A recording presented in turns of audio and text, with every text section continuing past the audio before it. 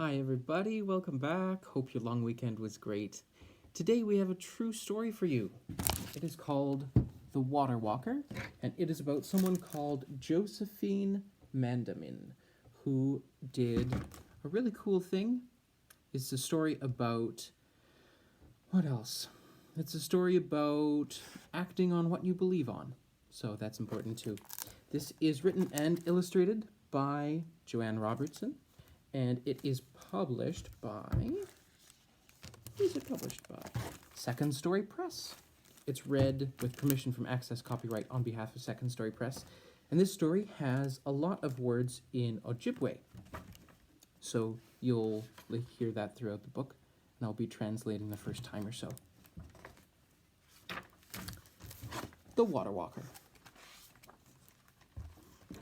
Nokomis loved Nibi. Nokomis means grandmother, and Nibi means water. And Nibi loved Nokomis. Rain or shine, hot or cold, calm or wild.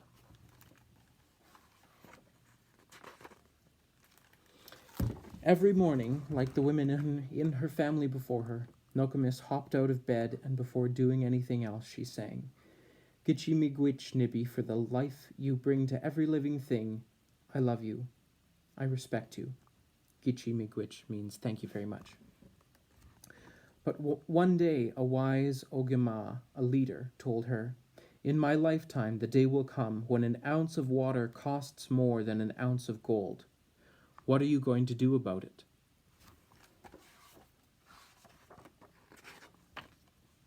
Like an arrow, his words pierced Nokomis's heart. She looked around. She saw how people were disrespecting the water, wasting it, making it unfit for life. Day turned to night, nights turned to weeks, and Nokomis remembered the Ogema's words. A few moons went by, then one night, Nokomis had a Bawajgan, a dream. Early next morning, Nokomis called her sisters and Kwewak-Nichis, her women friends, over for tea to talk about their responsibility to protect Nibi.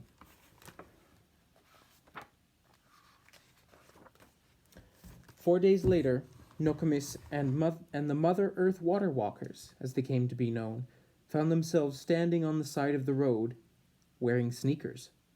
Nokomis carried a copper pail full of Nibi in one hand and a Migizi staff in the other, a golden eagle staff. If no one noticed Nibi, maybe they would notice the water walkers. Maybe someone would ask why they carried Nibi in their copper pail. Maybe someone would be moved to protect Nibi too.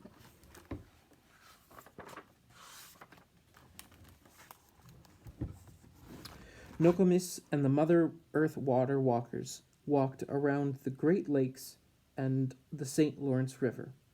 They walked every spring for 7 years.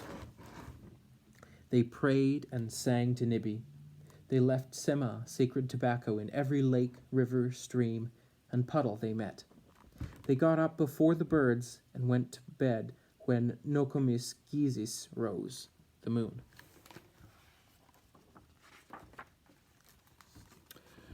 Nokomis was interviewed on television, in newspapers, and on radio. She was even in movies. But big companies, politicians, and even her next-door neighbors still did not feel the urgency to protect Nibi. "What more can I do?" wondered Nokomis. A year later, over by the Atlantic Ocean, a Nichikwe, a woman friend, had a Bajwagan, which she shared with Nokomis as soon as she woke up. Nokomis shared the Bawajgan with all the people she had met during her previous walks. Word spread across Turtle Island. Everyone began to prepare. Next thing you know, there were Kwewak standing at each salt Nibi surrounding Turtle Island, with a copper pail in one hand and a Migizi staff in the other, wearing sneakers.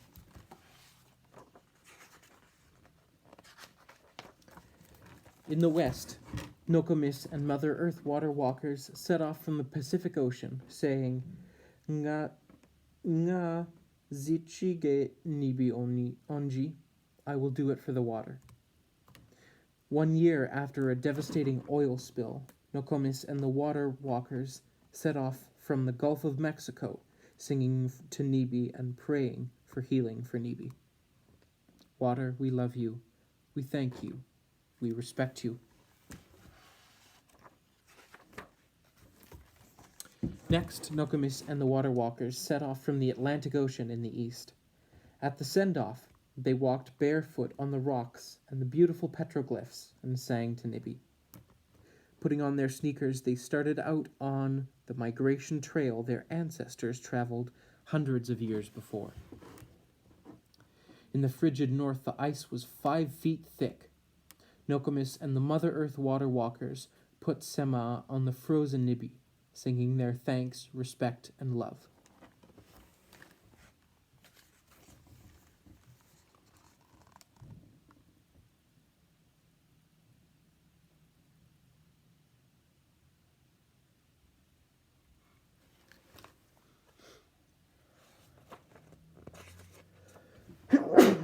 Excuse me.